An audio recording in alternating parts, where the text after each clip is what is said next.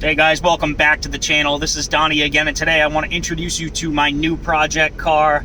I got rid of my Toyota Celsior. I straight traded for this thing. As you can see, convertible top. Should be pretty easy to guess what it is, but I'll show you guys in just a minute.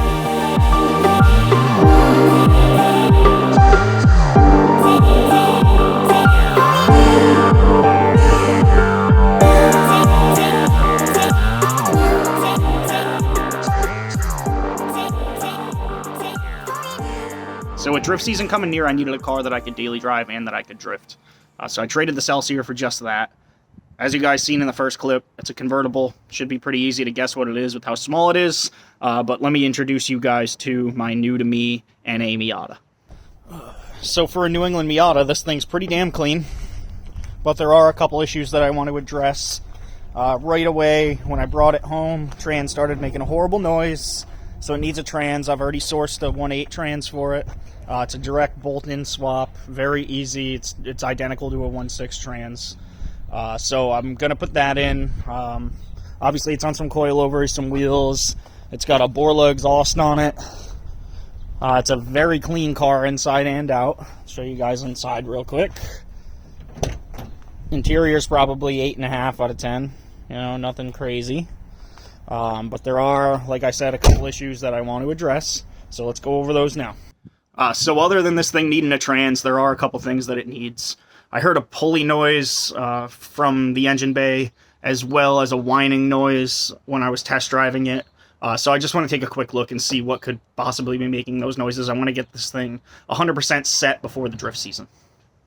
So we'll take a quick look under the hood just to make sure there's nothing really going on. I don't really see much that could be making the noise, aside from that right there. That's a Jackson Racing M45 Supercharger. It's pushing about 6 pounds of boost. My butt dyno says it's making between 140 and 150 wheel horsepower, which for a Miata is tons. And if you've ever driven a Miata with any sort of forced induction, you know 150 wheel horsepower in a Miata is way more than enough. However, I do still have a couple upgrades I'm going to put in it. I have a Walbro 255 fuel pump. I have a Speedy EFI standalone ECU. I have 350cc RX-8 injectors and a new adjustable fuel pressure regulator. And that's going to be going by boost with the Speeduino Speedy EFI ECU. So it will be going on a standalone. I'm hoping to get this thing around 170, 180 wheel horsepower.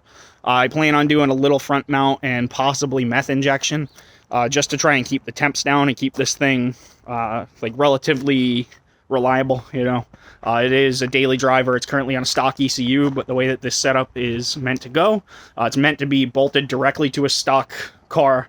It provides 60 horsepower over the factory car in a completely stock setting, and it's carb legal, so it's even legal in California. I believe it's one of the only kits that you can buy that's carb legal. Anyway, I want to end it here. Thank you guys so much for watching. We're going to be doing probably 2 or 3 videos on this Miata, and then we'll probably do a couple drift event videos as well. But that's it. That's my new project for this summer. No, the Supra is not being put on hold. You know, this is just something that's being added to it. And honestly, it doesn't need much work at all. Really, a trans is going to be one day. So we'll do a trans clutch, and we'll pull the diff out, have it welded, put it back in, and we'll do the knuckles another day, and then probably a test drive video after that.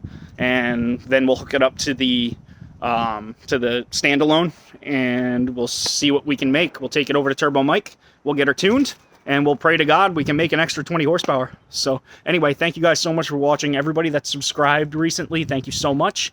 And I'll catch you again in the next video.